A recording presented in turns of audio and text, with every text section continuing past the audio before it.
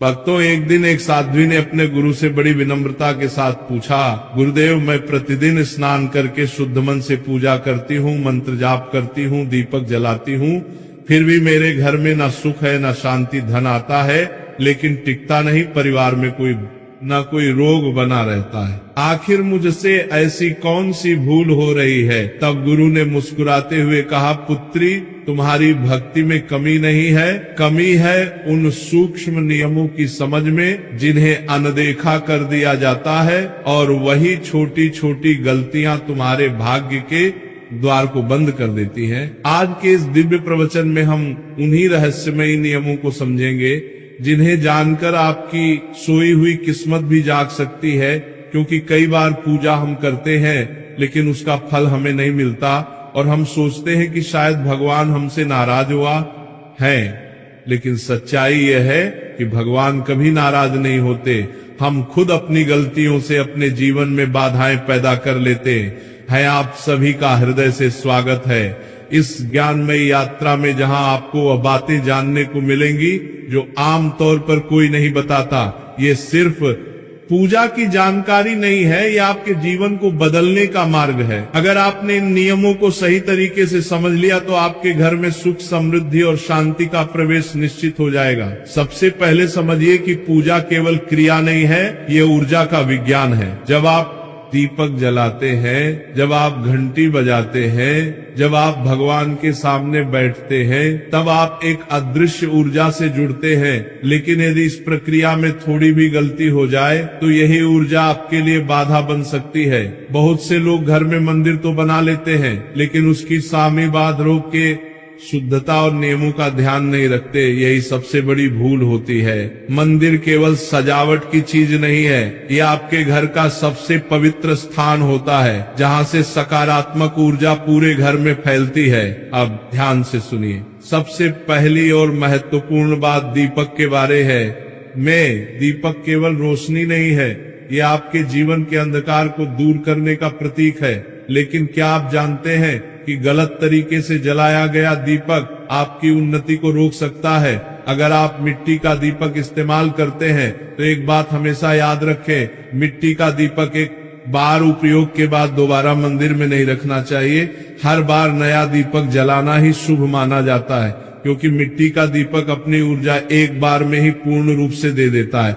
उसे बार बार उपयोग करना ऊर्जा को अशुद्ध कर देता है। अब बात करते हैं धातु के दीपक की, जैसे पीतल या तांबे के दीपक। ये बहुत शुभ माने जाते हैं, लेकिन इन्हें सिर्फ जलाना ही पर्याप्त नहीं है, इन्हें रोज साफ करना बेहद जरूरी है। अगर आप इन्हें बिना साफ किए बार बार उपयोग करते हैं तो इन पर नकारात्मक ऊर्जा जमा होने लगती है, जो आपकी पूजा के प्रभाव को कम कर देती है। इसलिए रोज गंगा जल या साफ पानी से दीपक को धोना चाहिए। अब एक और गहरी बात समझिए, दीपक जलाने का समय भी बहुत महत्वपूर्ण होता है। सुबह सूर्योदय के समय और शाम सूर्यास्त के समय दीपक जलाना सबसे शुभ माना गया है। यही वह समय होता है जब प्रकृति की ऊर्जा सबसे अधिक सक्रिय होती है और आपका दीपक उस ऊर्जा को आकर्षित करता है। लेकिन बहुत लोग ये गलती करते हैं कि किसी भी समय दीपक जला देते हैं। ऐसा करने से पूजा का पूरा लाभ नहीं मिल पाता, इसलिए हमेशा सही समय का ध्यान रखें। अब बात करते हैं घंटी की। घंटी केवल एक ध्वनि नहीं है, ये एक शक्ति है। जब आप घंटी बजाते हैं तो उसकी ध्वनि वातावरण की नकारात्मक ऊर्जा को दूर करती है। लेकिन अगर घंटी को गलत दिशा में रखा जाए या गलत तरीके से बजाया जाए तो इसका प्रभाव उल्टा भी हो सकता है। गए जो बात करते हैं ध्वनि वातावरण की नकारात्मक ऊर्जा को दूर करती है। जाति अगरने का लेकर के लिए, काम का तेर में देकर के लिए है। घंटी को कभी भी दक्षिण दिशा में नहीं रखना चाहिए, इसे हमेशा मंदिर के पास या प्रवेश द्वार पर रखना चाहिए। और ध्यान रखें, घंटी बजाने का भी एक नियम होता है। पूजा के समय केवल 3 बार घंटी बजाना ही पर्याप्त होता है। ज्यादा जोर से या लगातार घंटी बजाना उचित नहीं माना गया है। भोग लगाते समय घंटी को 5 बार बजाना चाहिए, इससे भगवान जल्दी प्रसन्न होते हैं। लेकिन शाम की पूजा में घंटी बजाने से बचना चाहिए। यह एक बहुत महत्वपूर्ण नियम है जिसे बहुत कम लोग जानते हैं। अब आगे एक और महत्वपूर्ण रहस्य जानिए। पूजा करते समय आपकी दिशा क्या होनी चाहिए? पूजा करते समय आपका मुख हमेशा पूर्व दिशा की ओर होना चाहिए, क्योंकि यह दिशा सूर्य की ऊर्जा से भरी होती है, जो आपके मन और वातावरण को शुद्ध करती है। अगर पूर्व दिशा संभव ना हो तो पश्चिम दिशा भी ठीक है, लेकिन उत्तर या दक्षिण दिशा में बैठकर पूजा करना उचित नहीं माना गया है। अब बात करते हैं मंदिर में रखी मूर्तियों की। बहुत लोग अपने मंदिर में कई सारी मूर्तियां रख लेते हैं, ये सोचकर कि ज्यादा भगवान होंगे तो ज्यादा कृपा होगी, लेकिन ये सबसे बड़ी गलत फहमी है।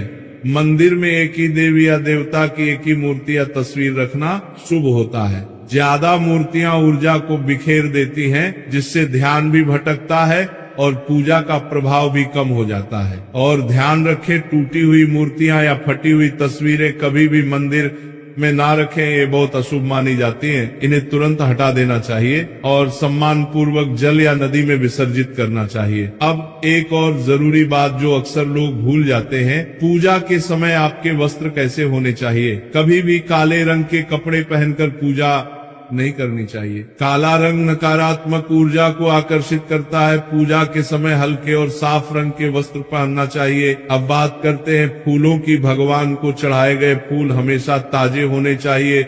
मुरझाए हुए या सूखे फूल मंदिर में रखना अशुभ माना जाता है। जब फूल सूख जाए तो उन्हें सम्मान के साथ मिट्टी में दबा देना चाहिए। अब एक और गहरा नियम समझिए, अगर आपका मंदिर बेडरूम में है तो रात को उसे ढक देना चाहिए, क्योंकि रात के समय मंदिर की ऊर्जा और आपकी नींद की ऊर्जा अलग होती है, जिससे असंतुलन हो सकता है। अब बात करते हैं शंख की। शंख को बहुत पवित्र माना गया है, लेकिन इसे बजाने का भी एक सही समय होता है। सुबह और शाम शंख बजाना शुभ होता है, लेकिन रात में शंख नहीं बजाना चाहिए। और जब भी शंख बजाएं तो मन में भगवान का स्मरण जरूर करें, इससे उसका प्रभाव कई गुना बढ़ जाता है। अब एक बेहद महत्वपूर्ण बात दीपक की बत्ती के बारे में। घी के दीपक में रुई की बत्ती का उपयोग करना चाहिए और तेल के दीपक में लाल मौली की बत्ती का उपयोग करना शुभ माना जाता है। और ध्यान रखें कि घी और तेल के दीपक को एक साथ नहीं जलाना चाहिए, इनके बीच थोड़ा अंतर रखना जरूरी होता है। अब समझिए कि पूजा का स्थान कैसा होना चाहिए। पूजा का स्थान हमेशा घर के उत्तर पूर्व कोने में होना चाहिए। इसे ईशान कोण कहा जाता है। ये सबसे पवित्र दिशा मानी जाती है। अगर आप